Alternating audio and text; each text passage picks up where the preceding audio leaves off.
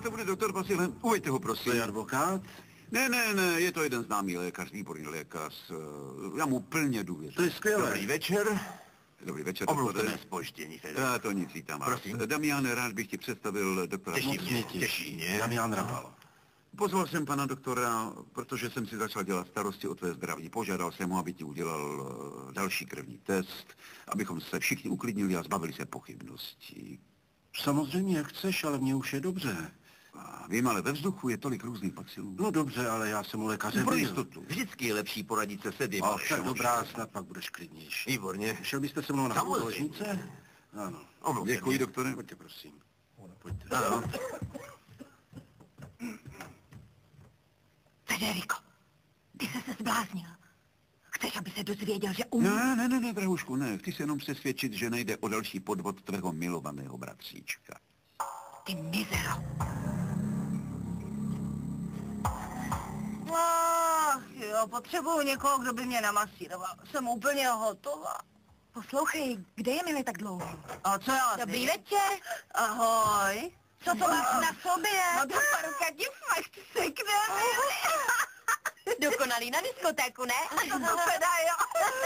Začínáš uklízet na směr, Jo, a nebo přímo co? v bytě u té holky. Stejně mi to pořád nejde do hlavy, Mili.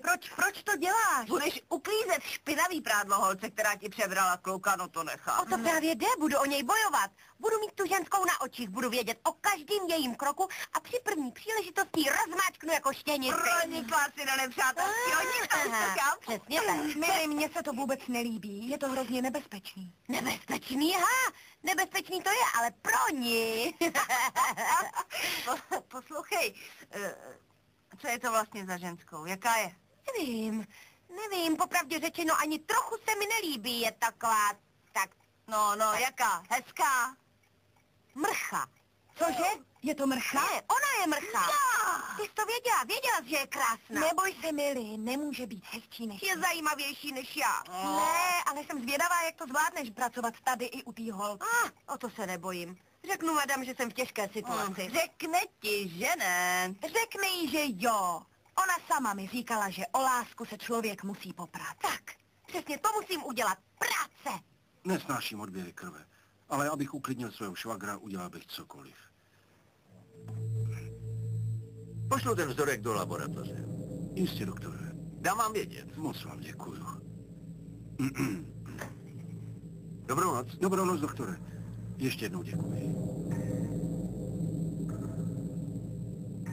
Zase si prohrál, švagříčku.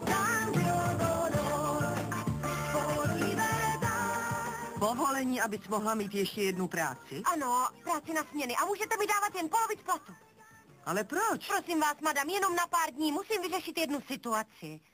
Jednu situaci? Mhm. Ale co tě to napadlo, Mili? Proč si hledáš další práci? Moc ji potřebuju. Jestli je to kvůli penězům, zvýším ti plat. Ne, to není kvůli penězům, kvůli tomu ne. Tak co se tady děje? Gloria mi řekla, že jste si povídali. To děvče se mi líbí. Je bezvadná, že? Hodně jsme mluvili o tobě. Já vím a chci se řídit tím, co jste Glorii poradila. Co ti řekla? Abych dohrála druhý poločas. To jsem řekla já? Řekla jste, že je třeba o lásku bojovat? To ano. Dobrá, tak já budu hrát dál. Prohrávám 1-0, ale mám ještě 45 minut a vyhraju. To snad není možný, to je... Tvoje sestra mě políbila. Uvědomuješ si, že budeme švagři? Konečně k tomu došlo. Hele, Bobby, neměl bys tolik spěchat. Není dobré na to takhle Cože? spěchat. Měl bys Jak o to, tom že spěchám? přemýšlet. Vůbec nespěchám. Chtěl jsem ti jen říct, že se mi to nelíbí. Co se ti nelíbí? Jasně, žádlíš, o to jde. Pochop, že jsem políbil tvoji sestru, ale neboj se, ty ji nestrácíš. Naopak, získáváš švagra. Proč bych měl, prosím tě, žárlit? Myslíš si, že jsem úplný blázen a vadí mi, že svádíš moji sestru? Ne, já to jsem nežárlím. neřekl. Ten mi něco nesedí na přístupu Viktorie. Nelíbí se mi to. A co se ti na tom nelíbí? Mně se náhodou Viktorin přístup líbí. Je moje, kamaráde, moje, rozumíš? Za pár dní si s ní promluvím a přesvědčím jí, aby se se mnou oficiálně zasnoubila a aby to ohlásila před celou vaší rodinou. Uklidni se, chlapče. Uklidni se, klidně. Nepouštěj ho, ne! No, tak, no. Tady máte peněženku. Ztratil jsem ji. Ano. Děkuju. Pomsta. Cože? Pomsta. Jasně, Jasně. Promiňte, pane, dívali jsme se na jeden hrozně napínavý film a on je pořád ještě trochu mimo No, sebe. já jsem byl tuhle taky trochu mimo sebe, protože jsem našel ve své kanceláři podprsenku. Podprsenku. Jo, a pěkně jsem si to slíznul, takže si v tom udělejme jasno. To podnikání s osamělými muži a ženami Agentura a to pro všechno, osamělé. ano, tak to skončilo. Skončilo. Bylo to moc dobré podnikání. Ramone, je konec. Ano. Je konec. Je konec. Konec. Všechno jde jako po másle, kočičko. Protože jsi geniální. Řekni to ještě jednou. Protože jsi geniální.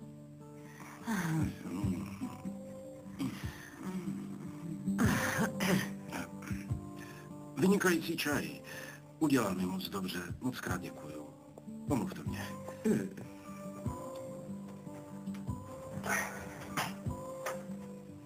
Tenhle člověk není pro tebe, nic si s ním nezačínej. Kdo jsi, že mi říkáš, co mám dělat? Jsem tvoje matka. Všichni se na tebe vykašlali a ty mi chceš radit, jak se mám chovat? Mlč, ty nevděčnice. Ty mlč. Připravte čaj pro paní. Hned. Nalejte mi taky, prosím. Co se tak díváte? Jenom tak přemýšlím. O čem přemýšlíte? Pomsta. Pomsta. Mám hrozný starosti. Nevím, co uděláme s tím naším podnikáním. Pomsta. Proč nás pan vyhodil z kanceláře? Tím se nemusíš trápit, Ramonečku, toho podnikání se nevzdáme. Jak to, že se ho nevzdáme? Ty už ses ho vzdal, pořád jenom chodíš a říkáš pomsta, pomsta, pomsta. Jen si musím vyřešit ten osobní problém a vyčistit si mozek. Ano. Teď je důležité, aby se mi podařilo získat zpátky slečnu Viktorii. A dokážu. Zpátky? Nikdy nebyla tvoje. Ramonečku, Co? byla moje. Ne. A já ji získám zpátky. Vážně? Vážně. Ty a pan Damián se nemusíte ničeho bát. Já se o podnik postarám. Já a pan Damián? Neřekl jsem ti to? Ne. Je náš společník.